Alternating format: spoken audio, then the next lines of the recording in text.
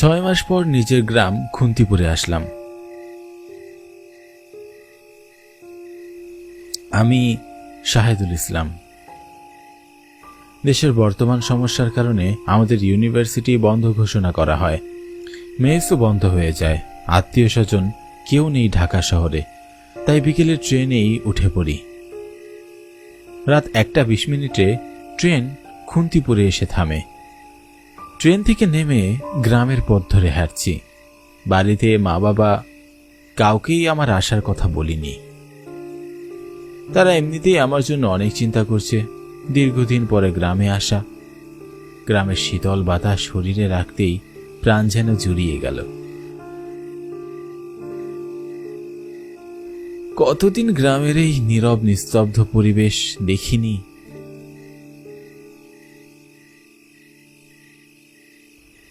পূর্ণিমার চাঁদের আলোয় গ্রামের পথঘাট আরও স্পষ্ট দেখাচ্ছে। কিছুক্ষণের মধ্যেই আমি আমার বাড়িতে চলে আসলাম।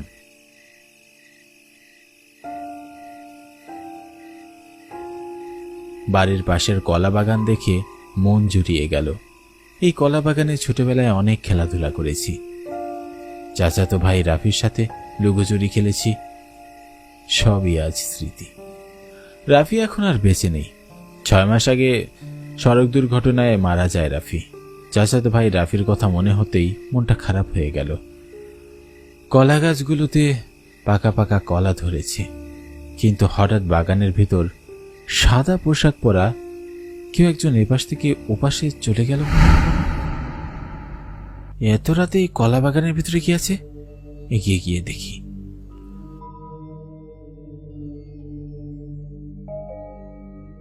আমি কলা বাগানের ভিতরে এগিয়ে গেলাম, কিন্তু ভালো করে পুরো বাগান ঘুরে দেখেও কাউকেই দেখতে পেলাম না।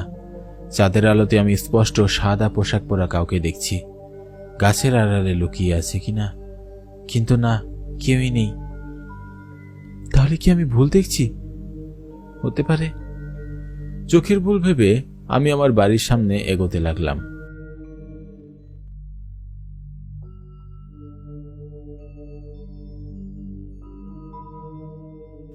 দরজায় কড়া নাড়ালাম। মা, দরজা খুলো, দেখো আমি এসেছি। অনেকক্ষণ ডাকার পরও মা দরজা খুলেনি। মায়ের ঘুম তো এত ভারী কখনোই ছিল না। এক ডাক দিলে মায়ের ঘুম ভেঙে যেত, কিন্তু আজ এতক্ষণ ধরে ডাকার পরও কেউই দরজা খুলছে না। মা, দরজা খুলো, আমি শাহেদ। না, কিছুতেই মা দরজা খুলছে না। এমন তো হওয়ার কথা নয়। মা, দরজা খুলো, দেখো আমি শাহেদ এসেছি। অনেকক্ষণ ডাকার পর মা দরজা খুলে। দরজা খুলতে এত দেরি হলো কেন মা? বুঝতে পারি নাই বাবা, সত্যি সত্যি তুই এসেছিস। তুমি কি আমার ডাক শুনতে পেয়েছিলে? মা আমার কথায় বাবার দিকে তাকায়, কিন্তু মুখে কিছুই বলে না। ভেতরে আয় বাবা, এত রাতে কেন এসেছিস?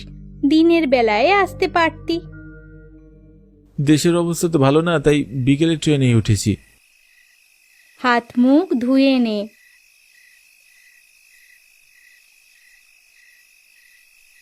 আমি আমার রুমে চলে এলাম।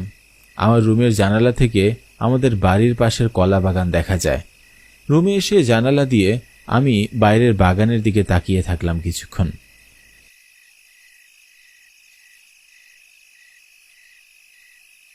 তোর রুমের জানালা কি তুই খুলেছিস? না মা, জানালা তো খোলা ছিল। কিন্তু আমি তো তোর রুমের এই জানালাটা সব সময় বন্ধ রাখি। তাহলে জানালা কে খুললো? তুমি হয়তো খুলে রেখেছো, নয়তো বাবা। খাবার নিয়ে এসো, ট্রেনে কিচ্ছু খাইনি, খুব খিদে পেয়েছে। জানালা খোলার ব্যাপারটা নিয়ে মাকে অনেক চিন্তিত মনে হলো। আমি জানালা দিয়ে বাইরের কলা বাগানটা দেখছি।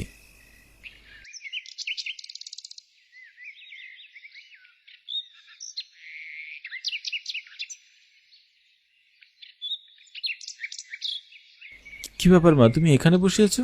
কিছু বলবে? হ্যাঁ খোকা, কাল রাতে তুই জার্নি করে এসেছিস, তাই তোকে কিছু বলি নাই। কি বলবে বলো। কাল তুই দরজায় আমাকে ডেকেছিস, আমি শুনেছি, কিন্তু আমি ভয় পেয়ে গিয়েছিলাম, তাই দরজা খোলার সাহস পাইনি। কি বলো মা, কিসের ভয়? বেশ কিছুদিন থেকে রোজ রাতে আমাদের দরজায় কে যেন রাতের বেলায় দরজা ধাক্কায়। দরজা খুললে কাউকে দেখতে পাই না। এক রাতে তোর কণ্ঠে আমাকে কেউ ডেকে দরজা খুলে দিতে বলে। আমি দরজা খুলে দেখি একটা লোক সাদা পোশাক পরা আমাদের বাগানের ভেতরে যাচ্ছে।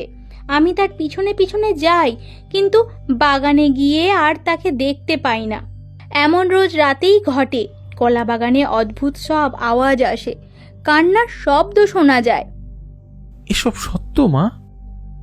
আমি তোর বাবাকে বলে এই কলা বাগান কেটে ফেলতে বলেছিলাম, কিন্তু সেই রাতে আমি স্বপ্ন দেখলাম তুই মারা গেছিস। স্বপ্নে আমাকে ওই সাদা পোশাক পরা লোকটা শাসিয়ে যায়, এই কলা বাগান কাটলে তোর ক্ষতি করবে বলে। তুমি লোকটার মুখ দেখেছো? না, শুধু পিছন থেকেই দেখেছি। মায়ের কথায় আমি ভীষণ অবাক হলাম। গতকাল রাতে আমিও বাগানের ভিতরে একটা সাদা পোশাক পরা লোককে দেখেছি, কিন্তু বাগানে গিয়ে তো আর কাউকেই খুঁজে পাইনি। কেউ কি আমাদের বাগান বাড়ি আত্মসাৎ করার জন্য ভয় দেখাচ্ছে আমাদের? কিন্তু স্বপ্নের ব্যাখ্যা কি করে করব? মা আমাকে সাবধান করে দিয়ে চলে যায়। আমি বসে বসে জানালা দিয়ে বাইরের কলা বাগান দেখছি। দিনের বেলায় বাগানের কলা গাছের পাকা কলাগুলো খুবই সুন্দর লাগছে।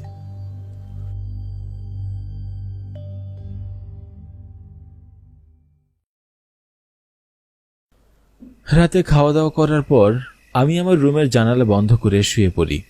কতক্ষণ ঘুমিয়েছি জানি না। হঠাৎ ঠান্ডা লাগায় আমার ঘুম ভেঙে যায়।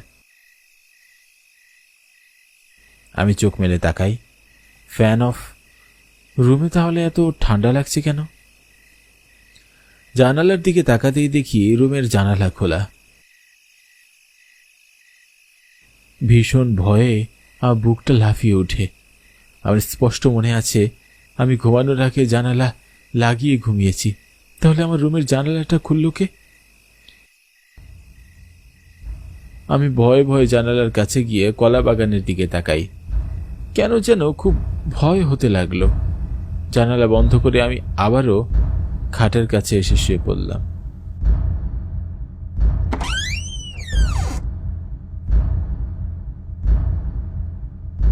তখনই জানালা ধাক্কানোর শব্দ হলো। কেউ যেন খুব জোরে জোরে জানালা ধাক্কাচ্ছে। কে কে ডাকে?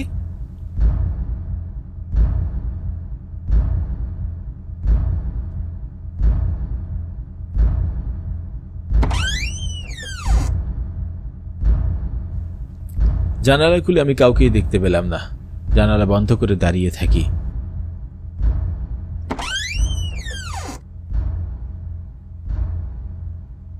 আবারও জানালা ধাক্কানোর শব্দ হচ্ছে। আমি জানালা খুলে দিতেই বাইরে সাদা পোশাক পরা রাফিকে দেখতে পেলাম। ভয় আমার গলা শুকিয়ে কাঠ হয়ে এলো। রাফি তো 6 মাস আগে মারা গেছে। ভয় আমি জ্ঞান হারিয়ে ফেললাম।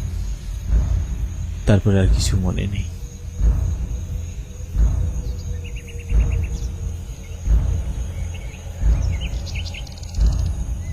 জ্ঞান ফিরে আমি রাতের কথা মনে করে প্রচন্ড ভয়ে ঘেমে যাই। মা বাবাকে রাতের ঘটনা খুলে বলি। শুধু রাফি না, আমি ওই বাগানে সব মৃত মানুষদেরই দেখতে পাই।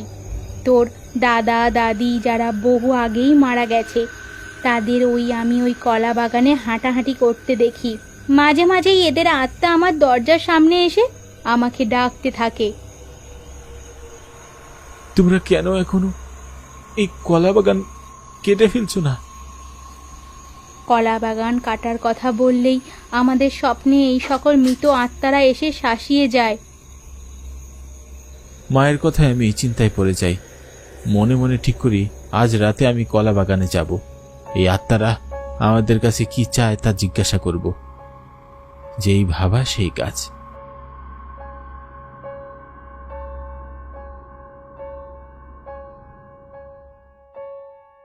রাত গভীর হতেই আমি মনে মনে নিজেকে প্রস্তুত করে নেই।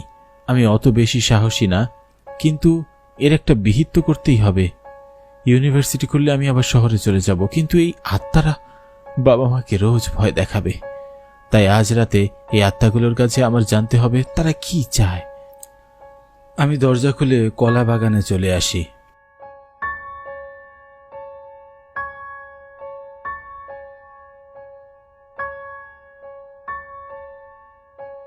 ভয় ও আতঙ্কে আমার শরীর শিউরে উঠছে বারবার। একবার ইচ্ছা করছে বাড়ি ফিরে যাব, তখন আমার মনে হলো আমার পিছনে কেউ যেন এসে দাঁড়িয়েছে। আমি চট করে পিছনে ফিরি, কিন্তু কাউকেই দেখতে পাই না। আমার মনে হচ্ছে অসংখ্য আত্মারা আমাকে চারিদিক থেকে ঘিরে ধরেছে। রাতের আধারে কলা বাগান অনেক বেশি ভয়ানক দেখাচ্ছে। ইচ্ছে করছে দৌড়ে ঘরের ভিতরে গিয়ে দরজা বন্ধ করে দেই। হঠাৎ একটা বরফ শীতল হাত আমার কাঁধে স্পর্শ করতে আমার বুকের ভেতরটা লাফিয়ে উঠল। আমি ভয়ে পিছনে ফিরে তাকাই। রাফি আমার সামনে দাঁড়িয়ে, তার পরনে সাদা পোশাক, বিভৎস চেহারা, সারা শরীরে রক্ত, চোখগুলো লাল টকটকে। রাফিকে দেখে ভয়ে আমার শরীর হিম হয়ে আসে। এত ভয়ঙ্কর চেহারা এর আগে কখনো আমি দেখিনি। তুই? অনেকদিন পর দেখা হলো। তোর কণ্ঠস্বর নকল করে বড় মাকে রোজ রাতে ডাকি। কিন্তু কেন? আমার বাবা মাকে কেন ভয় দেখাচ্ছিস? তারা কি কোনো অপরাধ করেছে? তোর বাবা মা অন্যায়ভাবে আমাদের জায়গা দখল করেছে, এই কলা বাগান। আর তোদের বাড়িটা আমাদের বাবার পাওয়ার কথা ছিল, কিন্তু বড় বাবা আমাদের সেই জায়গা থেকে বঞ্চিত করেছে। তাই আমি তাদের শান্তিতে থাকতে দেব না। বাবা মা এমন কিছু করবে এটা আমার বিশ্বাস হচ্ছে না। বিশ্বাস না হলে দাদিকে জিজ্ঞাসা কর। কিন্তু দাদি তো মারা গেছে। আমার কথায় রাফি ভয়ঙ্কর ভাবে হাসতে থাকে। আমিও তো মরে গেছি। আমি ফিরে আসতে পারলে দাদা কেন ফিরে আসতে পারবে না? রাফির কথা শেষ হতেই সাদা পোশাক পরা একটা বয়স্ক লোক দৃশ্যমান হলো। এই লোকটি আমার দাদা। এতগুলো বছর পর দাদাকে দেখে আমার তার কাছে ছুটে যেতে ইচ্ছা করছে, কিন্তু এ আমার দাদা হলেও সে যে আর বেঁচে নেই। রাফি ঠিক বলছে, এই জায়গা আমি রাফির বাবা কামরুলকে দিয়েছি। তোর বাবা এই জায়গা জোর করে দখল করে আছে। যতদিন এই জায়গা বড় বাবা আমার বাবা মাকে না দেয়, ততদিন আমরা এখানেই থাকবো। এই কলা বাগানে আর অনেক আত্মা আছে। রাফির কথা শেষ হতে কলা বাগানে আরো অনেক আত্মা দৃশ্যমান হয়। সবাই খুব ভয়ঙ্কর দেখতে। তাদের দেখে ভয়ে আমি জ্ঞান হারিয়ে ফেলি। তারপর আর কিছুই মনে নেই আমার।